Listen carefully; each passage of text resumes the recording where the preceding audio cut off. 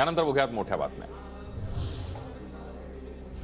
कोरोनातील body bag घोटाळ्याप्रकरणी किशोरी पेडणेकरांची 7.5 तास चौकशी।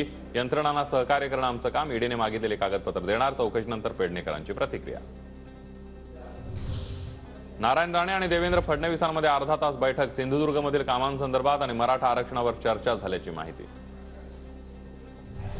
सोमय्यांची तक्रार करण्यासाठी आमच्याकडे 5 महिला आल्या होत्या। वेळ पडल्यास आम्ही त्या महिलांना जनता दरबारामध्ये, जनता न्यायालयामध्ये समोर आणू। संजय राऊत यांचा किरीट सोमय्यांना गर्भित इशारा। आमच्याकडे 5 महिला आलेल्या आहेत। या मुलींचा नागड्या पोपटलालने कसं शोषण केलंय त्याचं जनता न्यायालयात त्यांना मी हजर करू। 5 महिला। पोपटाला 8,000 कोटींचा अँब्युलन्स घोटाळा, सिंचन घोटाळा, हसन मुश्रीफांचे घोटाळे दिसत नाहीत का? संदीप राऊतांच्या कथित खिचडी घोटाळा, ईडी चौकशीवरून संजय राऊतांची टीका।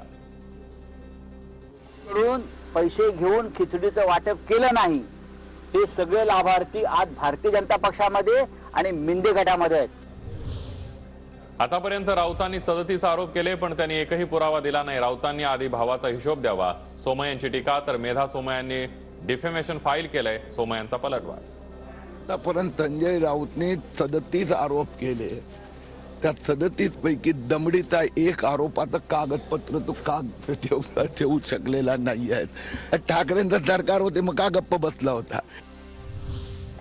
राज्यसभेसाठी भाजपकडून चाचपणी सुरू। विनोद तावडे, पंकजा मुंडे, विजया रहाटकर यांच्या नावाची चर्चा। केंद्रीय नेतृत्व लवकरच अंतिम निर्णय घेणार। जातीय समीकरण लक्षात घेत भाजप राज्यसभेसाठी उमेदवार देणार। काश्मीर ते कन्याकुमारी, लहान मुलांपासून ज्येष्ठ नागरिकांपर्यंत सर्वांनाच माहिती आहे राष्ट्रवादी काँग्रेस पक्ष शरद पवारांचा। आम्ही सगळी कागदपत्र दिली आहेत, आम्हाला न्यायाची अपेक्षा, सुप्रिया सुळेंचं वक्तव्य।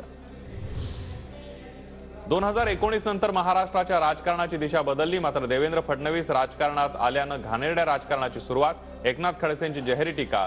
सध्याचं राजकारण नाचवण्यामध्ये फडणवीसांचा खूप मोठा सहभाग, खडसेंचा जोरदार हल्लाबोल।